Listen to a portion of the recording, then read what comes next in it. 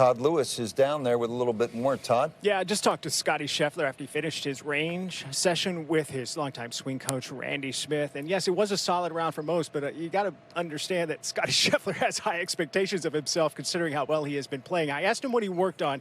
He said, we were having issues with my grip. He said, it's always the grip that I'm working on. And if you follow Scottie Scheffler closely, you know that he has a molded grip club. He uses that as a training aid, and it puts his grip in the right position. And he felt like after working with Randy Smith on the range that they did get the grip in the right position, and he was striking the ball better. He went through the bag, hit wedges, mid-irons, driver, and he walked off the range and said, yeah, I think we've got that issue fixed. Now he's working on the other issue that he felt like he had today, and that was putting. He felt like he was not putting as solidly as he has the last few months. And so he's working with his new putting coach, or new-ish putting coach, Phil Kenyon, and trying to clean up some things here. And then after that, some treatment, and then off to bed and getting ready for his second round tomorrow morning.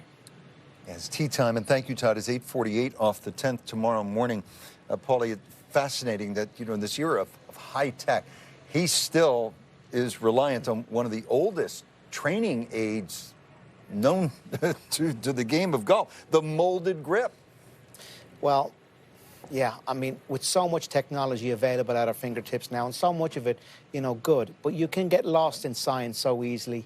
Nicholas always talked about the secret to great golf is fundamentals and adherence to fundamentals. And I think with Randy Smith, that's what Scottie gets more than anything. A return to your template, the template that applies to you, the fundamentals that apply to you and to your golf swing. He's been working with him since he was a teenager, well into a teenager, right through now. He knows him inside out. And, they ride bad turns by not looking for something new, but by going back to what has worked and what his tendencies are. So I love that approach to it, the simplicity of it. It's got to be good for the mind as well, too. And I'm sure that's what he's doing with Phil Kenyon here now, too. They've got a real good template on what they're doing in their putting, and this is just a readherence back to what they've done and just checking the biomechanics of everything. It's not looking for something new. It's not looking for a new feel. It's not looking for a new insight. It's going back and referring to what the template is. Yeah, I mean, he didn't make anything today other than a 167-yard iron shot at the first. I mean, in total, he made 49 feet of putts today. So 111th in strokes gained putting, which is, right about where he is, by the way, from 4 to 8 feet. I mean, he's been working all year long with Phil Kenyon, and Phil has made him, I would say, an average putter on the PGA Tour. He's 97th in strokes gained putting, which is not gaining strokes, not really losing strokes, but it's just sort of flat. He's putted decent on the year, and some of these wins more recently, he's putted a little better than decent. But on the year, again, he's missed 41 putts from 4 to 8 feet.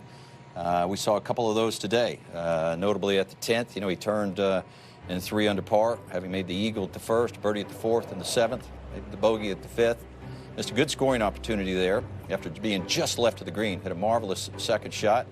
And then at the 14th, right in the middle of the green, 28 feet away, lagged it up there. Didn't hit a particularly good lag of about 4 feet, and then missed that. So, just a couple things to clean up there. Maybe, gone for 2 weeks. Obviously had a lot on his mind with the birth of their first child. Maybe just a little bit rusty here. Try to get back to the thoughts, as you were talking about, Paul, the fundamentals that he and Phil were working on.